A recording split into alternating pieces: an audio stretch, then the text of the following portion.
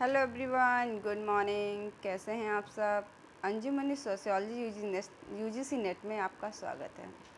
Friends, जैसा कि हम पर डे 30 क्वेश्चंस का प्रैक्टिस सेट लगा रहे हैं, वैसे ही हम उस सीरीज़ को कंटिन्यू रख रहे हैं और आज भी 45 प्लस क्वेश्चंस मैंने यहाँ पे लिए हैं।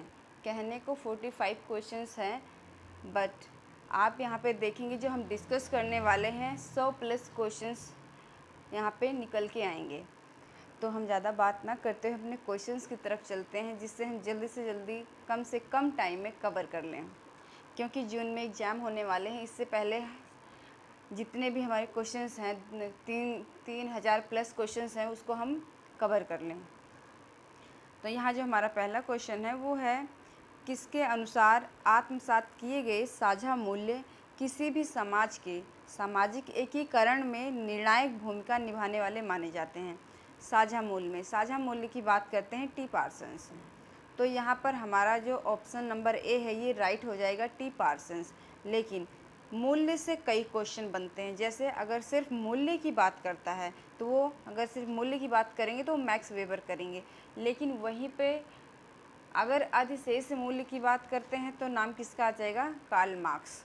तो आप देख रहे हैं यहाँ से 3 से 4 क्वेश्चन बन गए। अब हमारा जो अगला क्वेश्चन है वो है, भूमिका संबंधों की श्रृंखला जो व्यक्तियों को विशेष सामाजिक परिस्थिति होने के कारण मिलती है को मर्टन ने क्या कहा है? तो यहाँ पे हमारे पास ऑप्शन है बहुल भूमिकाएं, भूमिका समूह, भूमिका नेटवर्क, परिस्थिति भूमिका। तो यहाँ पे जो हमारा राइट आंसर हो जाएगा वो है भूमिका समूह। Option number B is right. अब मर्टन की जब बात आती है तो इन शब्दों को तो बिल्कुल दिमाग में बिठा लेना है। जब भी भूमिका पुंज की बात करें तो मर्टन के साथ जाएंगे, परिस्थिति पुंज की बात करें तब भी मर्टन के साथ जाएंगे, परिस्थिति क्रम की बात करें तब भी मर्टन के साथ जाएंगे, संदर्भ समूह की बात कर रहा है तो भी हम किसके साथ जाएंगे? मर्टन के साथ जाएंगे। वहीं पे अगर स्वतः साधक भविष्योक्ति की संकल्पना की व्याख्या पूछे किसने की है, तब भी हम किसके साथ जाएंगे? मर्टन के साथ जाएंगे। तो आप देख रहे हैं मर्टन से कितने क्वेश्चन बन रहे हैं? 6 क्वेश्चन तो यहीं पे बन गए हैं। देखो 6 क्वेश्चन कैसे बन गए। पहला, एक तो हमारा क्वेश्चन ही है भूमिका संबंधों की श्रृंखला जो व्यक्तियों को विशेष सामाजिक परिस्थिति होने के कारण मिलती है, तो किसके है? भूमिका समूह। ठीक है। दूसरा क्वेश्चन बनता है भूमिका पुंज, वो भी मर्टन। तीसरा बनता है परिस्थिति पुंज, मर्टन। ठीक है। चौथा परिस्थिति क्रम, मर्टन। पांचवा संदर्भ समूह व्यवहार, मर्टन। स्वतः साधक भविष्योक्त की संकल्पना की व्याख्या कौन करता है? वो भी मर्टन करते हैं। ठीक है। यहाँ से 4 से 5 क्वेश्चन बन गए, 5 से 6 क्वेश्चन। इसको याद रखना है, बिल्कुल भूलना नहीं, इसको नोट कर लो। मर्टन का नाम लिखो, एक फॉर्मेट लाइन बना लो कि मर्टन ने किन किन शब्दों का प्रयोग किया है, और वहाँ पे आप सीक्वेंस वाइज उसको राइट कर लें। अब चलते हैं हम अपने नेक्स्ट क्वेश्चन की ओर।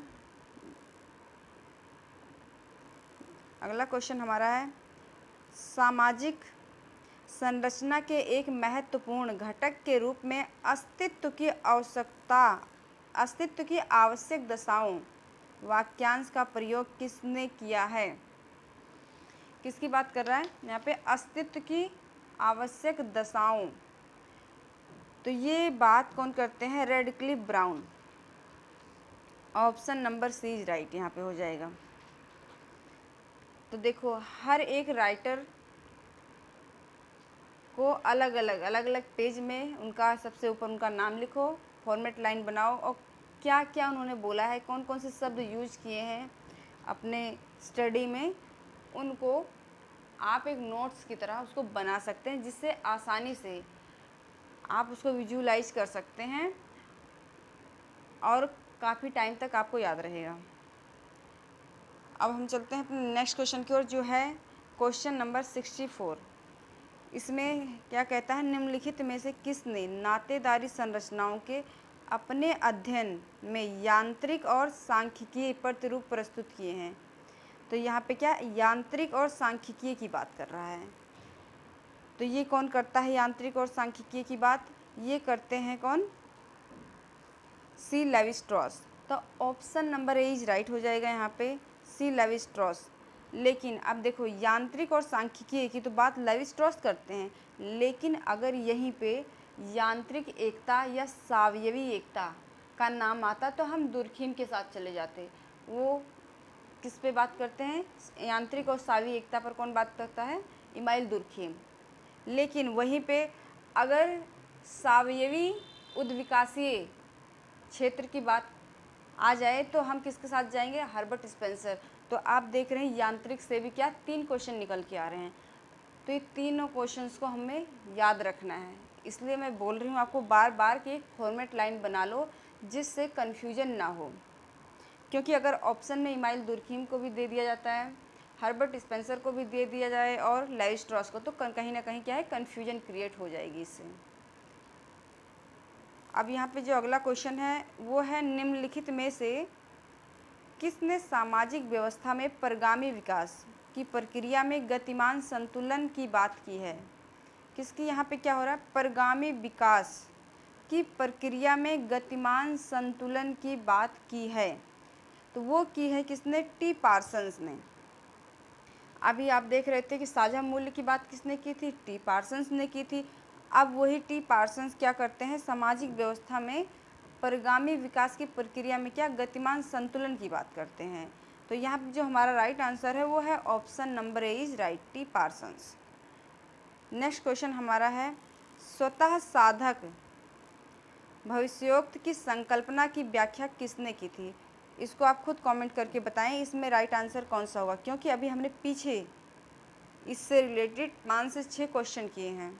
चलो बता देती हूँ मैं। यहाँ पर जो हमारा आंसर राइट होगा option number B is right, R K Merton. अभी हमने आर के मर्टन से 5 से 6 क्वेश्चन किए हैं, जिसमें भूमिका पुंज की बात करते हैं, परिस्थिति पुंज की बात करते हैं, परिस्थिति क्रम की बात करते हैं, संदर्भ समूह व्यवहार की बात करते हैं, और यहाँ पे क्वेश्चन में क्या पूछा गया है? स्वतः साधक भविष्योक्त की संकल्पना की व्याख्या। ये सारे के सारे जो नाम है इन पे बात कौन करता है? मर्टन। चलते हैं अपने नेक्स्ट क्वेश्चन की ओर। क्वेश्चन नंबर 67, समाजशास्त्र एक सामाजिक मानव शास्त्र में संरचनावाद का प्रणेता किसे कहा जाता है? देखो जब भी मानव शास्त्र की बात आती है तो 2 राइटर सबसे पहले हमारे दिमाग में आते हैं, एक तो रेडक्लिफ ब्राउन, दूसरा मैलिनोवस्की।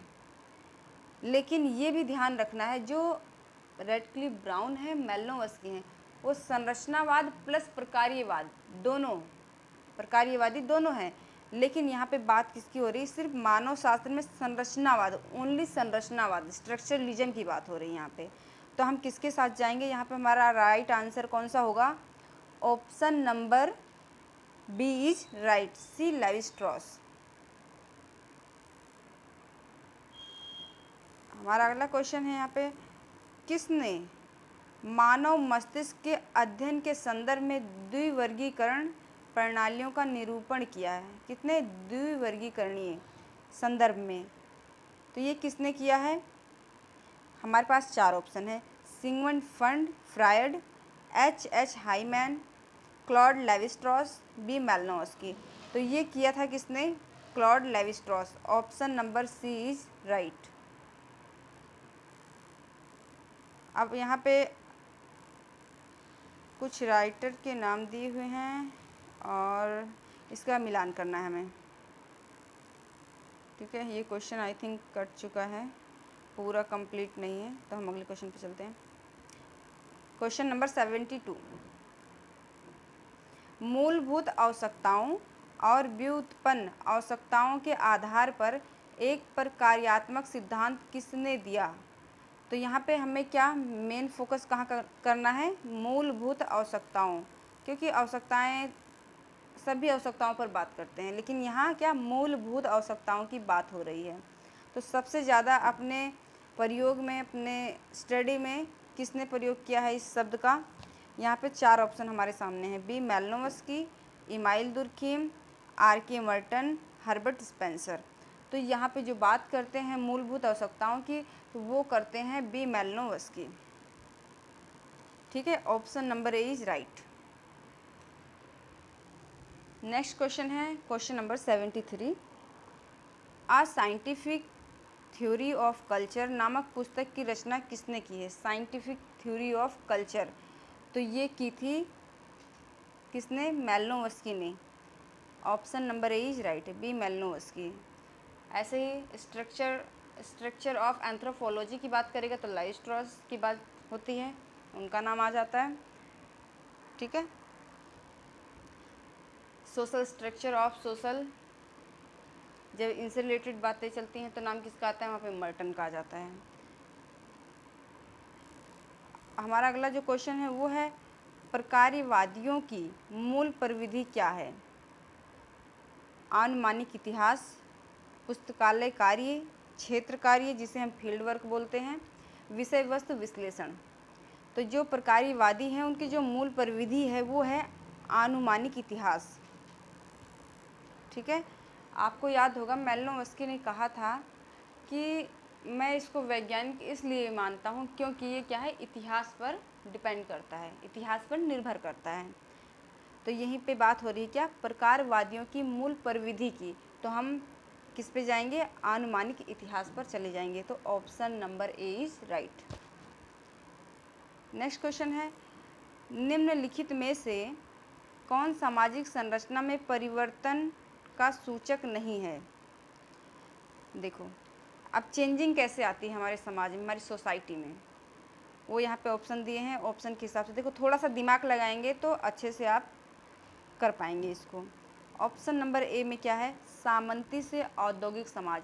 देखो, अगर कार्ल मार्क्स को दिमाग में लाओ और सोचो, बात करते हैं ना सामंती से औद्योगिक समाज कैसे कैसे चेंज हुआ, तो मतलब इससे तो चेंजिंग आती है। ठीक है, तो ये तो option number A is right हो जाएगा। यहाँ पे औद्योगिक से सामंती समाज, ये भी उल्टा कर दिया है तो ये भी सही हो जाएगा। ऑप्शन नंबर जो सी है, सामंती से औद्योगिक समाज, दो ऑप्शन तो सेम हो गए यहाँ पे, ए और सी, तो ये भी सही हो जाएगा। अब ऑप्शन नंबर डी है समाज में पुरुष का वर्चस्व। ये पहले भी हमारे जो समाज में, हमारी सोसाइटी में पुरुषों का जो वर्चस्व था बहुत ज़्यादा था। अब कहीं नहीं, पहले से तो कम हुआ है लेकिन अभी भी जो है पुरुषों का वर्चस्व हमारी सोसाइटी में ज़्यादा है। तो यहाँ पे जो गलत हो जाएगा, जो सूचक नहीं है, वो क्या है? Option number D is right. ठीक है, अगला क्वेश्चन है क्वेश्चन नंबर 76। 76 कहता है कि आनुभाविक वास्तविकता का सामाजिक संरचना से कोई लेना देना नहीं है। यह निम्नलिखित में से किसकी मान्यता है? ये कौन कहता है कि जो आनुभाविक वास्तविकता का सामाजिक संरचना से कोई लेना देना नहीं है? तो वो कहते हैं लेवी स्ट्रॉस।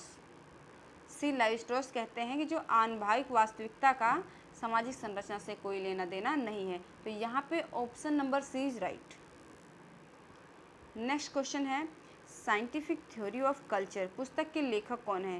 ये सेकंड टाइम रिपीट हो रहा है, तो इसके लेखक कौन है, राइटर कौन है? तो वो हैं कौन? जल्दी से कमेंट करके बताएं। B Malinowski. Option number C is right. जो हमारा नेक्स्ट क्वेश्चन है वो है क्वेश्चन नंबर 78। मीड के अनुसार सामान्यीकृत अन्य और महत्वपूर्ण अन्य किनके सर्जक हैं? तो वो हैं मुझे। Option number B is right, मुझे। जब हम सेल्फ की बात करते हैं उसमें क्या है, मैं की भावना आती है, लेकिन यहाँ क्या सामान्यीकृत अन्य और महत्वपूर्ण अन्य, मतलब अन्य किसी दूसरे की बात हो रही है तो उसमें मुझे वाली फीलिंग आएगी, मुझे। नेक्स्ट क्वेश्चन है गोफमैन की कृति presentation of self in everyday life का केंद्रीय परिप्रेक्ष्य क्या है? जो गोफमैन थे वो किस पे बात करते थे? वो जो डेली जो रूटीन है जो हमारी है ना, उस पे बात करते हैं। कहते हैं क्या है, एक नाट्य कला है, तो उसको क्या बोलते हैं वो गोफमैन? नाट्य कला। Option number A is right. Okay, इनकी बुक का नाम बहुत फेमस बुक है ये, और कोई ऐसा एग्ज़ाम नहीं होता, मुझे नहीं लगता कि ये बुक ना पूछी गई हो। तो इस बुक को एक रट लो बिल्कुल ही, presentation of self in everyday life. जो गोफमैन ने लिखी है। किसका इसमें किसका वर्णन करते हैं, किस आप मतलब सेंटर मान के किसको चलते हैं, नाट्य कला को। नेक्स्ट क्वेश्चन है, मीड की कृति में संपूर्ण समुदाय की मनोवृत्ति अथवा किसी खेल में पूरी टीम की मनोवृत्ति को निम्नलिखित में से क्या पद कहा जाता है। हम सभी जानते हैं वो सामान्यीकृत अन्य की बात करते हैं। Option number B is right.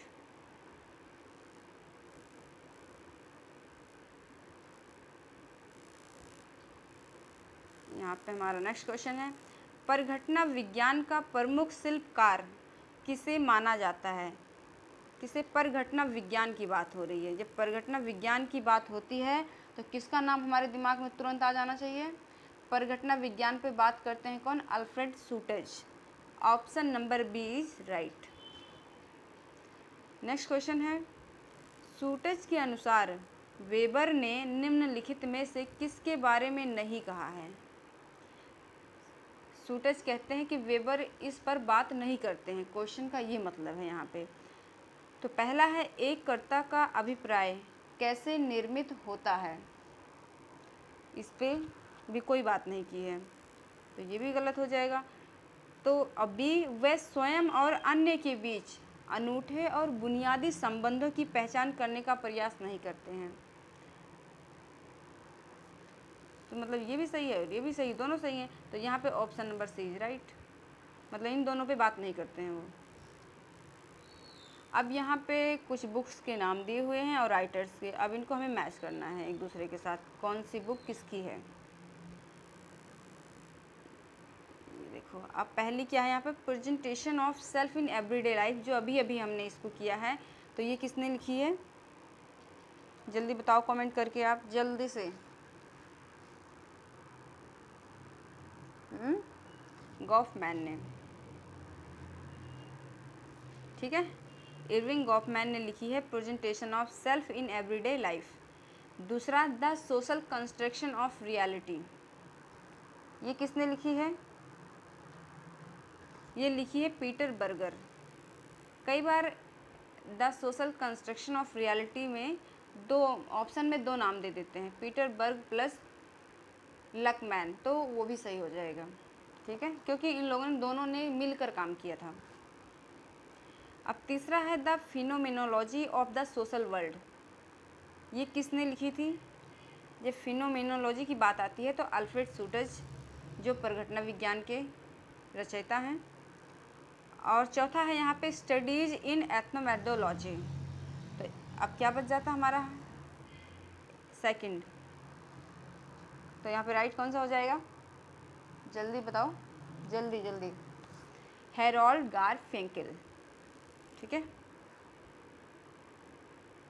देखो कुछ आप ट्रिक के साथ भी इनको जोड़ सकते हैं, जैसे presentation of self in everyday life है, तो इसमें क्या है, हम डेली रूटीन की, जैसे लग रहा है ना डेली रूटीन की बात कर रहे हैं, लग क्या रहा है, बात ही हो रही है डेली रूटीन जैसे। तो इसकी जो राइटर हैं वो हैं कौन, इरविंग गॉफमैन। तो क्या डेली मैन मतलब आदमी, किसकी लाइफ होती है, एवरीडे लाइफ की बात किसकी करेंगे हम, ह्यूमन बींग्स करेंगे। तो इरविंग गॉफमैन, मैन से इसको हम जोड़ सकते हैं। ऐसे the social construction of reality, अगर हम रियलिटी में जिएंगे तो क्या होगा, कहीं ना कहीं हम डेली पिटेंगे, क्योंकि आज कल का वो ज़माना ही नहीं रहा कि आप रियलिटी में जी सकें। तो ऐसे एक ट्रिक के माध्यम से आप खुद भी कुछ भी बना सकते हैं याद करने के लिए, जिससे कि आपको याद रहे। नहीं तो क्या होगा, भूल जाएंगे, या फिर इतना प्रैक्टिस लगाएं, इतनी बार बार प्रैक्टिस करते रहें, फिर दिमाग में अपने आप बैठ जाएंगी चीज़ें। यहाँ पे नेक्स्ट क्वेश्चन जो है वो है, हेरोल्ड गारफिंकेल ने निम्नलिखित में से किसको मूलभूत समाजशास्त्री परिघटना माना है। तो यहाँ पे देखो ऑप्शन ए क्या है, क्या कहता है कि संस्थाओं द्वारा निर्मित सामाजिक तथ्य, इसको तो बिल्कुल नहीं माना है। ऑप्शन नंबर बी है सामाजिक तथ्यों की वस्तुनिष्ठता को सदस्यों की उपलब्धि के रूप में मानना। तो यहाँ पे option number B is right, यहाँ पे ऑप्शन नंबर बी राइट हो जाएगा। ओके, अब जो यहाँ पे हमारा अगला क्वेश्चन है वो है, गारफिंकेल के अनुसार निर्जाति प्रणाली के बारे में निम्नलिखित में से कौन एक प्रमुख बिंदु है। तो यहाँ पे हमारे सामने 4 ऑप्शन दिए हैं। अब इसको हम एक एक करके पढ़ते हैं।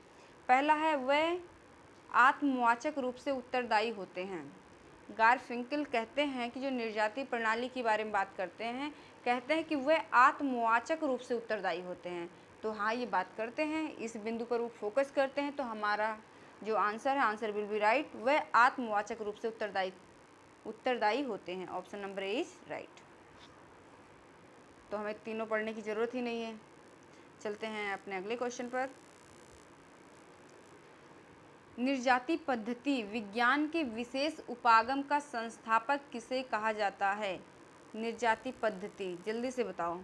ये तो आसान है, बता देंगे आप। तो option number B is right, Harold Garfinkel. बात करते हैं किसकी? निर्जाति पद्धति की। अगर अल्फ्रेड सूटेज की बात आए तो ये किसकी बात करते हैं? परिघटना विज्ञान, परिघटना शास्त्र की बात करते हैं। Irving Goffman, everyday life, presentation of everyday life, जो इन्होंने बुक लिखी है, उनकी बात हो रही है यहाँ पे। ठीक है। हाँ, अब अगला क्वेश्चन है हमारा यहाँ पे, किसका अपनी पद्धति में जिस तरह से लोग दूसरों की चेतना को समझते हैं जबकि वह चेतना की अपनी ही धारा में रहते हैं से सरोकार था? कौन कहता है ये? जल्दी बताओ कमेंट करके। ये कहते हैं अल्फ्रेड सूटेज। देखो क्या कहते हैं, जिस तरह से लोग दूसरों की चेतना को समझते हैं, है ना। हम देखो बता देते हैं कई बार देख के दूसरों को भी क्या है दिमाग में चल रहा है, ये हैप्पी मूड में है या सैड मूड में है। तो वही चीज़ कहते हैं कि लोग जो है दूसरों की चेतना को समझते हैं जबकि वे चेतना की अपनी ही धारा में रहते हैं, लेकिन जब खुद पे बात आती है तो वो उससे निकलना ही नहीं चाहते, समझना ही नहीं चाहते। तो ये बात कौन कहता है? Alfred Schutz. Option number B is right. अब यहाँ पे आगे बुक्स के नाम दिए हुए हैं और राइटर्स के। अब इनको हमें मैच करना है। एक तरफ उनकी अवधारणाएं और दूसरी तरफ चिंतक। क्या है? पहला है विनिमय। विनिमय की बात कौन करता है? पीएम ब्लाउ करते हैं विनिमय की बात। ठीक है। विनिमय क्या होता है? लेन देन। तो ये इसको सेकंड से मिला देंगे। नाट्य कला। नाट्य कला की बात कौन करता है? जल्दी बताओ।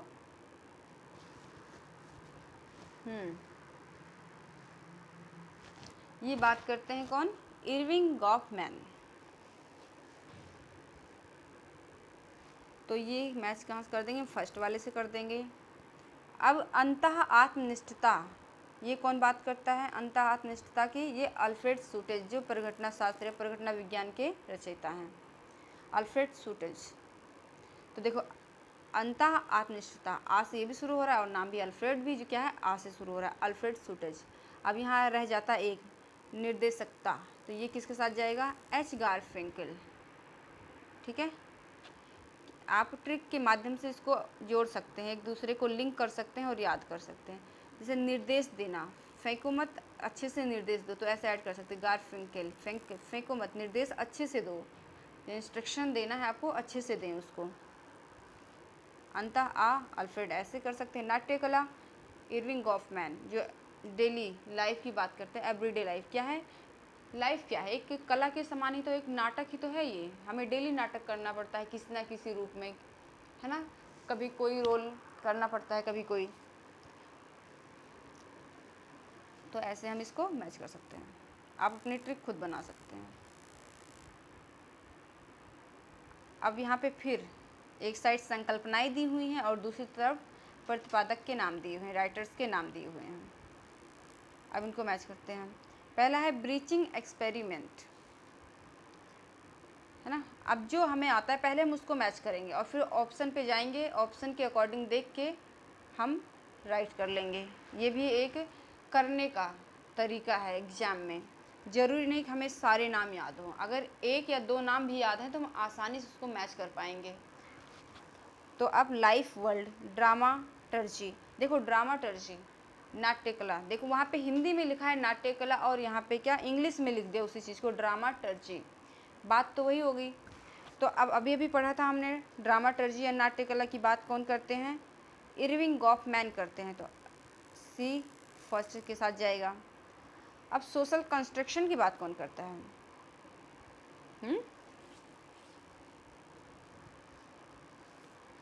बताओ बताओ। ये बात करते हैं पी बर्गर और जे लकमैन। सोशल कंस्ट्रक्शन की बात करते हैं।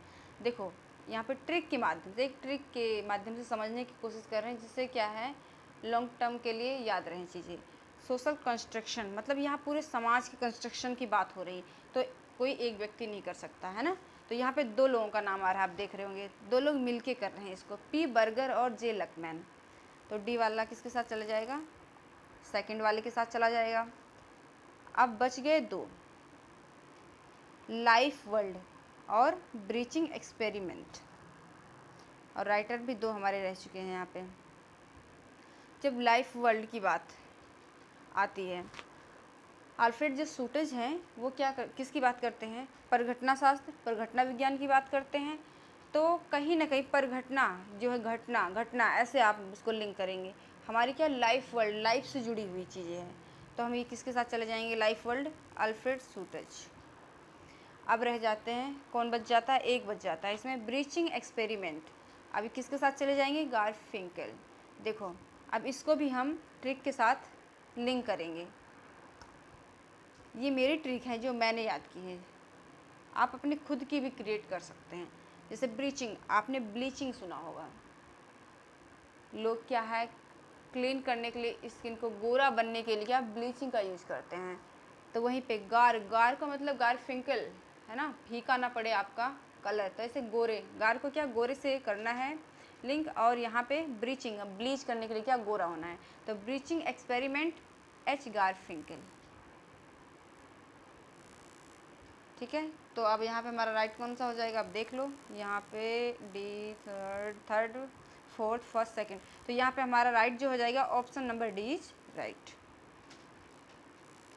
अब क्वेश्चन नंबर 90, निम्नलिखित में से किसका यह विचार है कि लोग दूसरों को चेतना को समझते हैं, दूसरों की जो चेतना है उसको समझते हैं, जबकि वह स्वयं अपनी चेतना प्रवाह में रहते हैं। जो अभी हम इसको क्वेश्चन पीछे कर चुके हैं, रिपीट हो चुका है, तो कौन कहता है ये?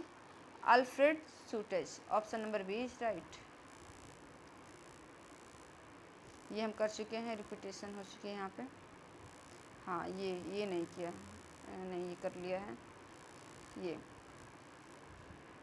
द जनरलाइज्ड अदर की संकल्पना के प्रवर्तक थे या कौन है? तो वो कौन है? G.H. मीड। अब यहाँ पे ध्यान देने वाली बात है, क्योंकि यहाँ भी कहीं ना कहीं कन्फ्यूजन क्रिएट हो सकती है। हिंदी मीडियम वालों के लिए खास कर ये मैं बोलना चाह रही हूँ कि वो हिंदी में ही ना पढ़ के इंग्लिश वर्जन को भी पढ़ें, बाइलिंगुअल बुक का यूज करें जहाँ तक हो सके। क्योंकि आप देख रहे हैं यहाँ पे सामान्यीकृत अन्य, तो हमारे दिमाग में है कि किसने इसकी व्याख्या किसने की है, इसके परिवर्तक कौन है? G.H. मीड। लेकिन यहीं पे इसने क्या उसका नाम इंग्लिश में दे दिया है, इंग्लिश वर्जन में चेंज कर दिया है, लिख दिया द जनरलाइज्ड अदर। फिर एग्ज़ाम में बैठने के बाद हमारा जो माइंड है इतना वर्क नहीं करता, क्योंकि वो क्या है कहीं ना कहीं स्ट्रेस होता है एग्ज़ाम का, तो हम इतना ध्यान नहीं दे पाते हैं। तो हमें दोनों बाइलिंगुअल पढ़ते चलना है, हिंदी में भी और इंग्लिश में भी। ठीक है, तो यहाँ पे इंग्लिश में दे दिया द जनरलाइज्ड अदर, जिसका मतलब ही क्या है? सामान्यीकृत अन्य, G.H. मीड। तो यहाँ पे option number A is right. अगला क्वेश्चन है, निम्नलिखित में से कौन माइंड, सेल्फ एंड सोसाइटी के लेखक हैं? यहाँ पे हमारे सामने चार ऑप्शन हैं, Talcott Parsons, Margaret Mead, George H Mead, Gardner Murphy. देखो यहाँ पे हमारा जो आंसर राइट है वो है option number C is right, George H Mead. लेकिन आप देख रहे हैं मार्गरेट मीड, बच्चे एग्जाम में कंफ्यूज हो जाते हैं, मार्गरेट मीड पे भी लगा के आ जाते हैं। तो ये दो राइटर हैं और अलग अलग हैं। ठीक है, इसको बिल्कुल दिमाग में फिट कर लेना है। तो माइंड, सेल्फ एंड सोसाइटी की बात कौन करता है? George H Mead. Next question है, निर्जाति पद्धति शास्त्र पर अपने कार्य में गारफिंकल ने निम्नांकित में से किस विधि का प्रयोग नहीं किया है? किस विधि का प्रयोग नहीं किया है निर्जाति पद्धति शास्त्र में? गारफिंकल की बात हो रही है यहाँ पे, तो किसका नहीं किया है? देखो यहाँ पे 4 है। लेखा परीक्षा परंपराएं, इसका प्रयोग तो किया है इस विधि का, लेखा परीक्षा परंपराएं इत्यादि, या इंग्लिश में एक्सेट्रा बोलते हैं, एक्सेट्रा सिद्धांत, इत्यादि सिद्धांत, तो इसका प्रयोग, इस विधि का प्रयोग नहीं किया है। बी यहाँ पे गलत हो जाएगा। वृत्त चित्र विधि, इसका प्रयोग किया है, ये सही हो जाएगा। संग्रहण आख्यान, इसका भी प्रयोग किया है, तो ये भी सही हो जाएगा। तो आप देखो यहाँ से 3 क्वेश्चन बन सकते हैं। अगर देखें तो लेखा परीक्षा परंपराएं विधि का प्रयोग किसने किया है? गारफिंकल ने किया है। वृत्त चित्र विधि का प्रयोग किसने किया है? गारफिंकल ने किया है। संग्रहण आख्यान विधि का प्रयोग किसने किया है? गारफिंकल ने किया है। ठीक है, तो यहाँ से क्या 3 क्वेश्चन बन सकते हैं। तो ACD हमारा राइट हो जाएगा, ACD।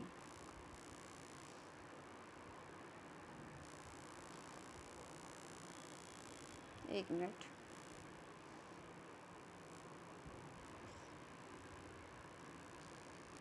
सॉरी गाइस, देखो ये क्वेश्चन यहाँ पे गलत हो गया, हमने गलत आंसर टिक मार्क कर दिया है।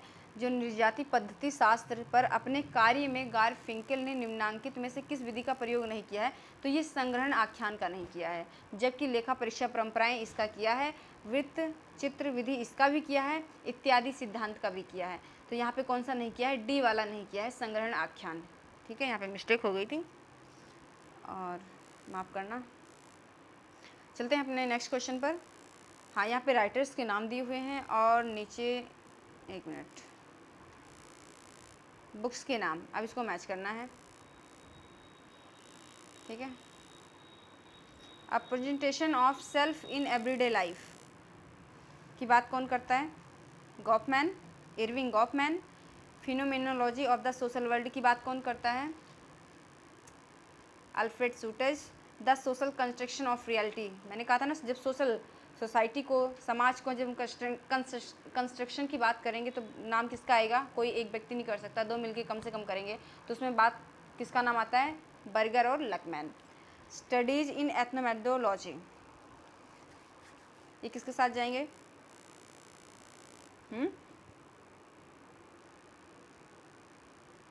एक मिनट, गलती लग रही है।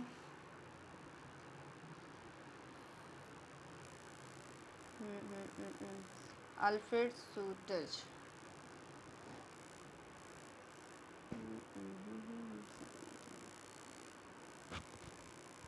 हाँ, देखो एक मिनट, अल्फ्रेड सूटज, ये किसके साथ जाएंगे? ये हो जाएगा यहाँ पे right, second, phenomenology of the social world सही है। और दूसरा क्या है? पीटर बर्गर और थॉमस, तो ये the social construction of reality, ये भी सही है। और तीसरा है हेरोल्ड गारफिंकल, ये जाएंगे चौथे के साथ, स्टडीज़ इन एथनोमेथोडोलॉजी। ठीक है, चारों के चारों हो गए यहाँ पे, तो option number C is right. अगला क्वेश्चन है, निम्नलिखित में से किस समाजशास्त्री के लेखन में अंतर्वैयक्तिकता की अवधारणा का उपयोग किया गया है? अंतर्वैयक्तिकता की बात हो रही है यहाँ पे, तो वो किसने की है? Harold Garfinkel. Option number C is right. Next question है, निम्नलिखित में से किसने अपने सिद्धांत में निर्देशात्मकता और निजवाचकता की अवधारणा का उपयोग किया है? तो वो किसने किया है? यहाँ पे हमारा राइट आंसर क्या होगा? Edmund Husserl. Option number A is right. लेकिन सिर्फ अगर निर्देशात्मकता की बात करता है तो हम किसकी बात करते हैं? किसका नाम आएगा? गारफिंकल का नाम आएगा। लेकिन अगर निर्देशात्मकता और निजवाचकता दोनों साथ आ जाते हैं तो नाम किसका आएगा? Edmund Husserl. नेक्स्ट क्वेश्चन है, the phenomenology of the social world पुस्तक के लेखक कौन हैं? तो वो कौन है? Alfred Schutz. Option number B is right. Question number 98, निम्नलिखित में से किसके विचार यूरोपीय घटना क्रिया विज्ञान और अमेरिकी अंतर क्रियावाद का सम्मिश्रण है? तो वो किसके विचार हैं? वो हैं किसके? अल्फ्रेड सूटेज के। ठीक है, जो परिघटना शास्त्र या परिघटना विज्ञान की क्या है, जो परिघटना विज्ञान या परिघटना शास्त्र की देन किसकी है? अल्फ्रेड सूटेज की। वो कहते हैं जो यूरोपीय घटना क्रिया विज्ञान है और अमेरिकी अंतर क्रियावाद जो है वो क्या, उसको दोनों के क्या सम्मिश्रण बताते हैं एक दूसरे का। तो option number B is right, Alfred Schutz. Question number 99, Mead के अनुसार सामान्यीकृत अन्य और महत्वपूर्ण अन्य के रचयिता हैं कौन? मुझको। ठीक है, मुझको या जनरलाइज्ड अदर बोले तब भी मीड के साथ जाएंगे। अब नेक्स्ट क्वेश्चन है यहाँ पे, स्टडीज इन एथनोमेडोलॉजी पुस्तक किसने लिखी है? तो ये किसने लिखी है? Question number 100, H Garfinkel. Option number C is right. अब हम चलते हैं अपने नेक्स्ट क्वेश्चन पर।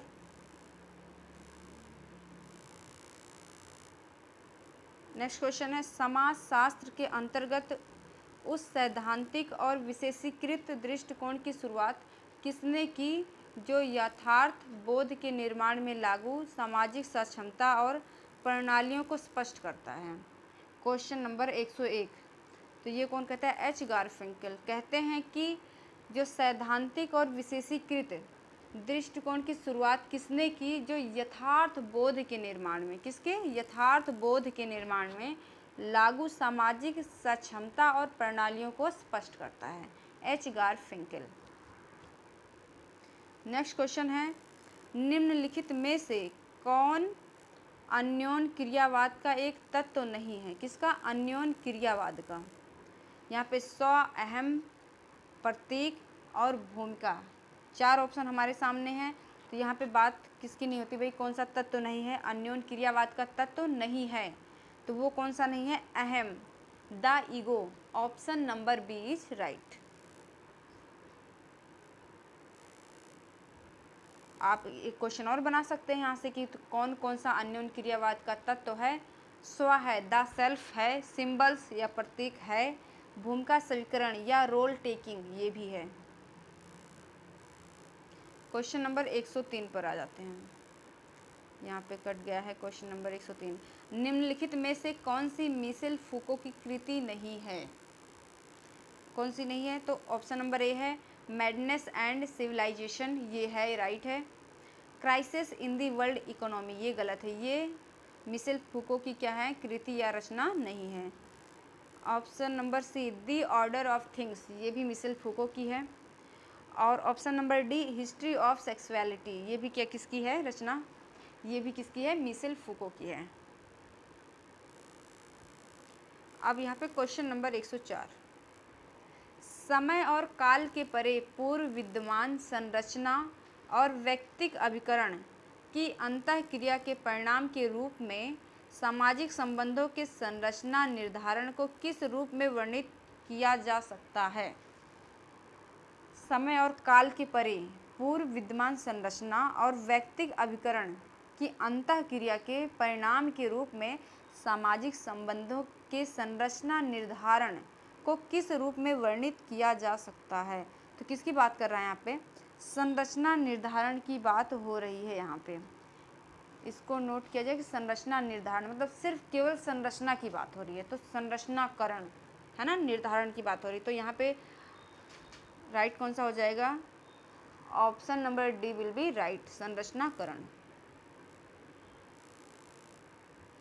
अब क्वेश्चन नंबर 105, किसके लिए वास्तविकता के स्थानीय ब्यौरे भव्य आख्यानों की तुलना में अधिक महत्वपूर्ण है? कौन कहता है कि जो वास्तविकता के स्थानीय जो ब्यौरे हैं भव्य आख्यानों की तुलना में अधिक महत्वपूर्ण हैं? तो वो कौन कहता है? उत्तर आधुनिकतावादी जो हैं वो कहते हैं कि जो स्थानीय ब्यौरे हैं वो भव्य आख्यानों की तुलना में क्या है? अधिक महत्वपूर्ण हैं। तो option number C will be right. अब हमारा यहाँ पे अगला जो क्वेश्चन है वो है, निम्नलिखित में से किसके अनुसार आदर्श कथन परिस्थिति या आदर्श कथन परिस्थिति में बिना किसी अनुचित प्रभुत्व के सभी पक्षों को संवाद करने का समान अवसर प्राप्त होता है? तो किसको प्राप्त होता है भाई? कौन कहता है इस पर? कौन बात करता है आदर्श कथन परिस्थिति पर? वो बात करते हैं जे हैबरमास। तो option number D will be right. मैं आपको बार बार कह रही हूँ कि हर एक राइटर की अपनी एक फॉर्मेट लाइन बना लो अलग अलग पेजेस पे, और जिस पे उनके जो भी उन्होंने शब्द यूज किए हैं उसको लिखते जाएं आप, ठीक है? इससे नोट्स भी तैयार हो जाएगा और आपकी तैयारी बहुत ही ईजिली आप कर पाओगे, अच्छे से हो जाएगी। एग्ज़ाम के टाइम आप रिवीजन कर लेंगे थोड़े से टाइम में, बिल्कुल ही थोड़े से टाइम में। क्वेश्चन नंबर 107, गिडेंस के अनुसार संरचना किसे संदर्भित करती है? यहाँ पे ऑप्शन है निगमन और संसाधन, ये तो गलत है। सामाजिक संबंधों का जाल, बिल्कुल सही है, option number B is right. ठीक है, जो सामाजिक संबंधों का जो जाल है उसे ही क्या है, संरचना किसे संदर्भित करती है? सामाजिक संबंधों के जाल को, option number B is right. Question number 108, यह किसका कथन है कि वैज्ञानिक अधिसंरचना अर्थव्यवस्था का मात्र प्रतिबिंब नहीं है अपितु अंशतः इसके अस्तित्व की शर्त भी है? ये कौन कहता है? ये कहते हैं ए गिडेंस। इनका कहना है कि जो वैज्ञानिक अधिसंरचना अर्थव्यवस्था का क्या है, मात्र प्रतिबिंब नहीं है, बल्कि क्या कहते हैं, अंशतः इसके अस्तित्व की क्या है, शर्त भी है। ए गिडेंस। क्वेश्चन नंबर 109, हैबरमास के विचारों के अनुसार आधुनिक समाजों में विज्ञान और तकनीकी तार्किकता निम्नलिखित में से किसके रूप में कार्य करते हैं? तो किसके रूप में कार्य करते हैं ये? पहला है मानव लक्ष्यों के बारे में मौलिक प्रश्न उठाना, बिल्कुल नहीं, गलत है। विचारधाराएं, हाँ विचारधाराएं हैं, ठीक है, किसके रूप में कार्य करती है? विचारधाराओं के रूप में कार्य करती है। आधुनिक समाजों में विज्ञान और तकनीकी जो तार्किकता है वो किसके आधार पर, किसके रूप में कार्य करती है? विचारधाराओं के, option number B is right. अब क्वेश्चन नंबर 110 पर आ जाओ। यहाँ पे क्वेश्चन नंबर 110,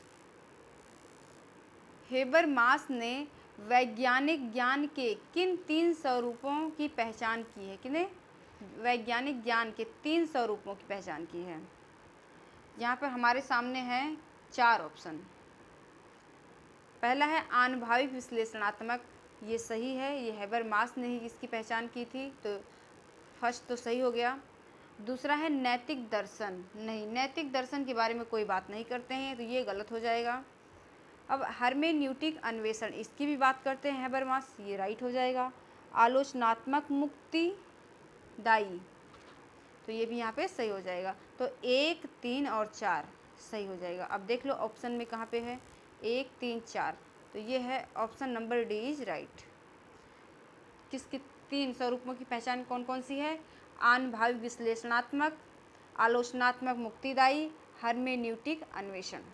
ओके, चलते हैं अपने नेक्स्ट क्वेश्चन की ओर। हमारा अगला क्वेश्चन है,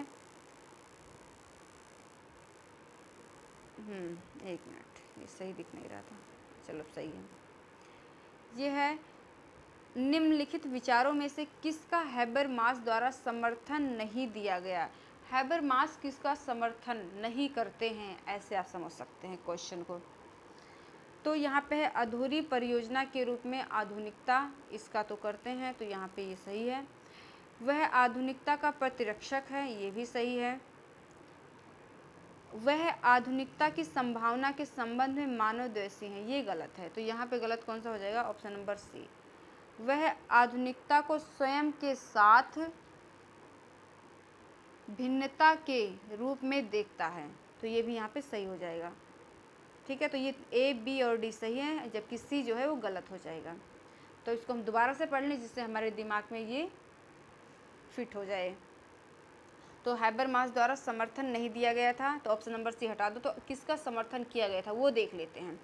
अधूरी परियोजना के रूप में आधुनिकता किया गया था, सही है। वह आधुनिकता के प्रतिरक्षक हैं, ये भी सही है। वह आधुनिकता को स्वयं के साथ भिन्नता के रूप में देखते हैं। ठीक है, चलते हैं अपने नेक्स्ट क्वेश्चन की ओर। अगला क्वेश्चन है क्वेश्चन नंबर 112। यह है मिशेल फूको की परिविधि के मूल में निम्नलिखित में से कौन से विचार रहे हैं? जीनोलॉजी ऑफ पावर गलत है। माइक्रो पॉलिटिक्स ऑफ पावर ये भी गलत है। आर्कियोलॉजी ऑफ नॉलेज, हाँ ये राइट है यहाँ पे। तो मिशेल फूको की परिविधि की जो मूल में निम्नलिखित में से कौन से विचार रहे हैं? आर्कियोलॉजी ऑफ नॉलेज की विचार रहे हैं। नेक्स्ट क्वेश्चन पर चलते हैं, क्वेश्चन नंबर 113। एंथोनी गिडेंस के अनुसार संरचना से अभिप्राय है। संरचना से क्या मतलब है उनका? एंथोनी गिडेंस संरचना से क्या मतलब लगाते हैं वो? तो यहाँ पर हमारे सामने 4 ऑप्शन दिए गए हैं। ठीक है, जिसमें क्या है? मानव जीवन का रूप और आकार, नहीं बिल्कुल नहीं। मानव कार्य भिन्न या बाह्य, ये भी नहीं, ये भी गलत हो जाएगा। सी है समय और स्थान में अपने आप में मौजूद रहता है। तो option number C will be right. यहाँ पे ऑप्शन नंबर सी राइट हो जाएगा, क्योंकि संरचना के स्ट्रक्चर, देखो ये कहीं कोई भी चीज़ हो उसका अपना एक स्ट्रक्चर क्या है? मौजूद होता है अपने आप में। तो समय और स्थान में अपने आप में क्या मौजूद रहता है? ये कौन कहता है? एंथोनी गिडेंस के अनुसार। Option number C is right. Question number 114। भारत में किसे समाजशास्त्र को इतिहासपरकवाद और संस्कृति विज्ञान की छाया से बाहर निकालने का श्रेय दिया जाता है? तो किसको दिया जाता है? वो दिया जाता है हाँ क्या है? क्वेश्चन नंबर 114 ये एम एन श्रीनिवास को दिया जाता है। Question option number A is right. ये क्वेश्चन बहुत ज़्यादा पूछा गया है, तो इसको अच्छे से देख लो और अपने दिमाग में इसको फिट कर लो।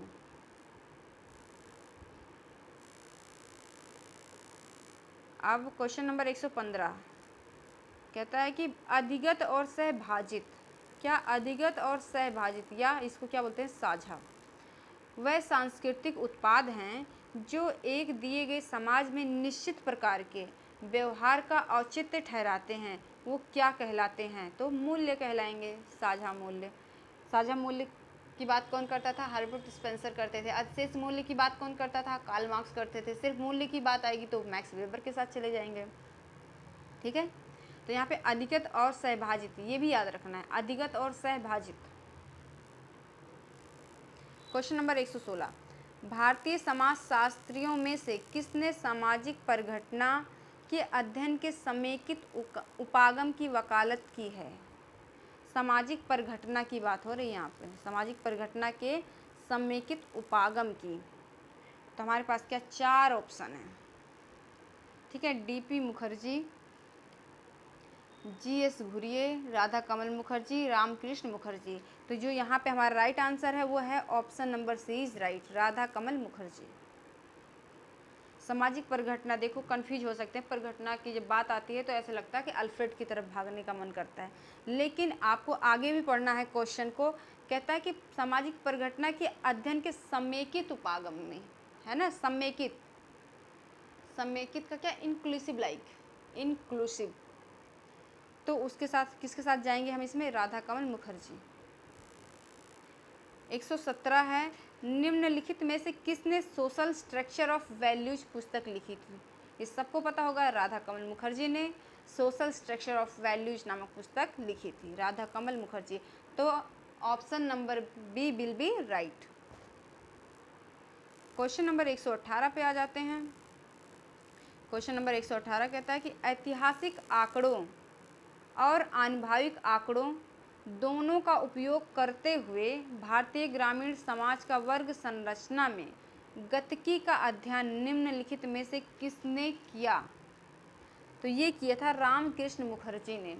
इन्होंने क्या किया था कि जो ऐतिहासिक आंकड़े और आनुभविक आंकड़े दोनों का उपयोग किया है, किसमें, भारतीय ग्रामीण समाज की वर्ग संरचना में क्या किया है, दोनों का उपयोग किया है, दोनों का यूज किया है, ऐतिहासिक आंकड़ों का भी किया है और आनुभविक आंकड़ों का भी किया है, रामकृष्ण मुखर्जी ने। Option number C is right. चलते हैं अपने नेक्स्ट क्वेश्चन की ओर। हमारा अगला क्वेश्चन है, जाति गंगा के मैदान में पोषित भारतीय आर्य संस्कृति का ब्राह्मण बालक है और इसलिए भारत के अन्य भागों में अंतरित है। ये किसने कहा था, ये कथन किसका है? ऐसा किसने बोला था कि जाति गंगा के मैदान में पोषित भारतीय आर्य संस्कृति का ब्राह्मण बालक है? किसने बोला था ये? M.N. श्रीनिवास ने। किसने? M.N. श्रीनिवास ने। तो यहाँ पर जो हमारा राइट आंसर होगा option number B will be right. ठीक है। अब क्वेश्चन नंबर 120 जो हमारा लास्ट क्वेश्चन है ये आज का, इसमें है संस्कृतिकरण की अवधारणा में प्रभु जाति की अवधारणा को शामिल कर श्रीनिवास क्या कहते हैं? तो ये देखो, पहला क्या है, संस्कृति के रीति रिवाज के कारकों की उपेक्षा करते हैं। ये तो बिल्कुल नहीं करते हैं, ये तो गलत हो जाएगा यहाँ पे। ठीक है। और बी है धर्मनिरपेक्ष कारकों पर अधिक बल देते हैं। ऐसा भी नहीं है, ये भी गलत है, क्योंकि वो लास्ट में जाके आपने देखा श्रीनिवास ने क्या करते हैं कि वो खुद अपनी ही जाति की क्या बुराइयां करने लगते हैं, है ना। ऑप्शन नंबर सी, संस्कृति के पवित्र तथा धर्मनिरपेक्ष दोनों ही कारकों को सम्मिलित करके सांस्कृतिक शब्द के अर्थ को व्यापक बनाते हैं। तो ये हमारा क्या होगा, राइट हो जाएगा। Option number C is right. अभी हमने क्वेश्चन इससे ऊपर जो क्वेश्चन किया था कि दोनों का उपयोग किया था, ऐतिहासिक आंकड़ों और आनुभविक आंकड़ों, श्रीनिवास ने किया था। तो यहाँ पे वही श्रीनिवास किसको शामिल करते हैं, दोनों को करते हैं शामिल। संस्कृति के पवित्र तथा धर्मनिरपेक्ष दोनों ही कारकों को शामिल करके सांस्कृतिक शब्द के अर्थ को क्या व्यापक बनाते हैं, उसके जो एरिया को, उसके क्षेत्र को क्या और बड़ा बना देते हैं, विस्तृत बना देते हैं। तो ये था हमारा आज का आखिरी क्वेश्चन। आशा करती हूँ कि आपको आज की क्लास अच्छी लगी होगी और बहुत मज़ा आया होगा। बहुत सारे क्वेश्चंस में जो कन्फ्यूजन रहती है वो भी दूर हुई होगी। ठीक है। तो आप ऐसे ही डेली हम प्रैक्टिस सेट लगाते रहेंगे जब तक हमारे एग्ज़ाम नहीं हो जाते, क्योंकि जून में होने वाले हैं हमारे एग्ज़ाम। यूजी नेट के 2021 की जो पेंडिंग है वो भी, और 2022 दोनों ही जून में होने जा रहे हैं। तो आप अच्छे से पढ़ाई करें घर पे और ध्यान रखें, क्योंकि कोविड के केस अब फिर बढ़ रहे हैं। तो अपना ध्यान रखें और पढ़ाई करते रहें। ठीक है। तो आज के लिए बस इतना ही, विदा लेती हूँ। बाय बाय, टेक केयर, धन्यवाद।